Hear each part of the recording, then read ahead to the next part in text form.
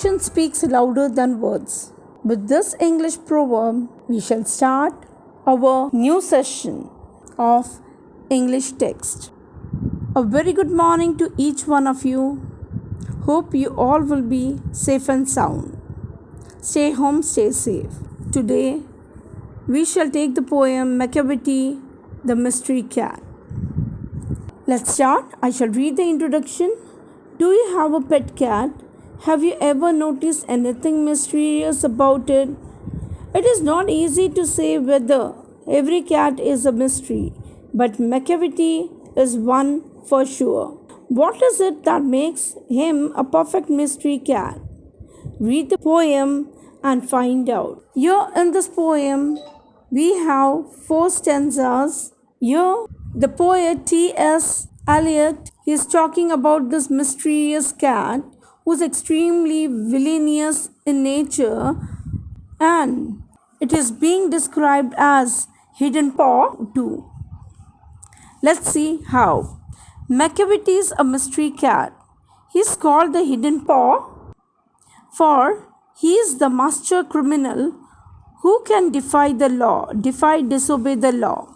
He is the bafflement of the Scotland Yard and the flying squad's despair. Bafflement, puzzlement, or confused.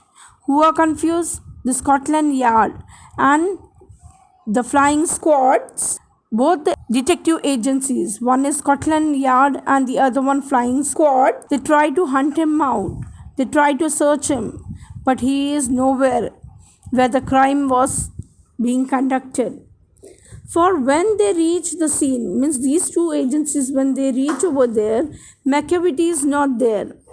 This cat, that is Macavity, is known by the name Hidden Paw, as he is the criminal masterminded who never obeys the law and never respects. The specialized detective agencies of the world, like the Scotland Yard and the Flying Squad, they try to find out. But he is so clever that he confuses them and he is nowhere over there in the scene. And when they reach over there, Macavity is not there. Let's go for the second stanza. Macavity, there's no one like Macavity. He has broken every human law. He breaks the law of gravity. His powers of levitation would make a fakir stare to gaze. And when you reach the scene of crime, Macavity is not there. You may seek him in the basement. You may look up in the air. But I tell you, once and once again, Macavity is not there. So here, in the second stanza, the poet tries to talk about his crime. What he says, for when they reach the scene of crime, that is flying squad and the Scotland Yard detective agencies, when they reach over there, Macavity is so clever to be caught and he is nowhere near the crime spot. The poet also says that this particular cat, that is Macavity, disobeys all human laws and also the law of gravity. His levitation floating in the air without support, means how he tries to fly from one place to another while doing his crime. His levitation is so powerful that it causes a fakir, it can be a magician, it can be a beggar. They also become surprised watching his crime. Fakir to stare bewildered, to gaze at one place, surprisingly, how that man can do, but over here how that cat can make a move from one place to the other. But when you reach the crime spot, Macavity is not there. The poet says that he may search him in the basement or even he may look into the air, but Macavity is not there. Means he is not to be seen anywhere. Let's go for the third stanza. Macavity is a ginger cat.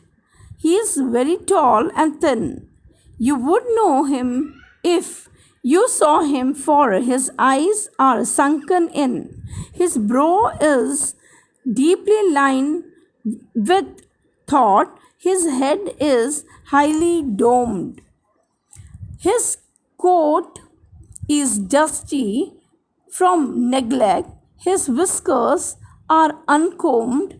He sways his head from side to side with movements like a snake. And when you think he is half asleep, he is always wide awake. Now, here in this particular stanza, T.S. Eliot describes McCavity as a ginger cat who is both tall and thin. He can be recognized. How the cat can be recognized? From his eyes, which are deeply sunken in to go inside. You have seen dark circles, humans.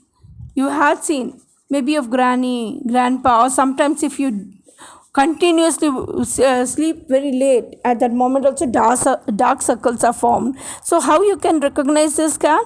That its eyes are being deeply sunken in. This cat has lines on his forehead steeped with thoughts. So on the forehead, what you can see? You can see lines. He has a head that is highly domed, while his coat is untidy and his whiskers uncombed. Means what? It's untidy. If you'll watch the cat, so here the whole untidy untidy coat, and even the whiskers. Whiskers means what? You have seen a hair-like structure on the face. You have seen the rat also and cat also having hair, and those are thick ones, a bit thicker than the other one. Next one. So here, McCavity moves like a snake, and whenever he is mistaken to be asleep, he is wide awake. Means what? We feel that he is sleeping, but in reality he isn't sleeping. He is alert. He watches. He is very careful about everything. Now the last stanza, that is the fourth one. McCavity. There's no one like McCavity, for he is a fin in feline shape, a monster of depravity.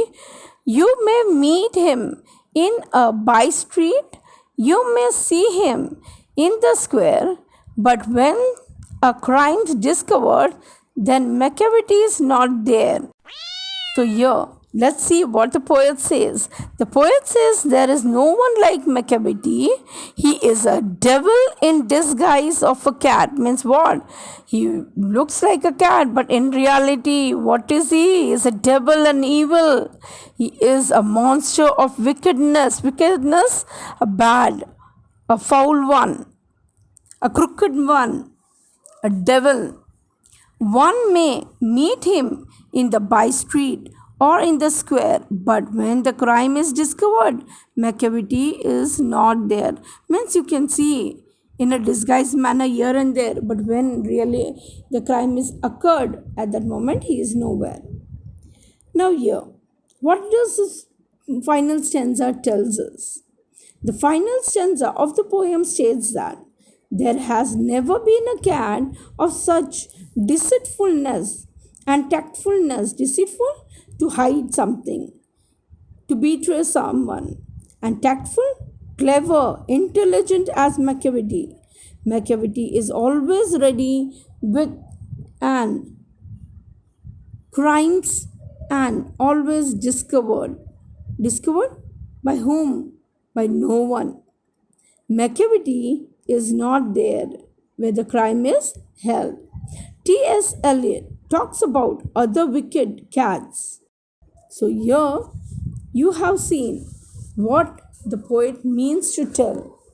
The poet means over here that everyone tries to find him, but he is nowhere to be found after the crime.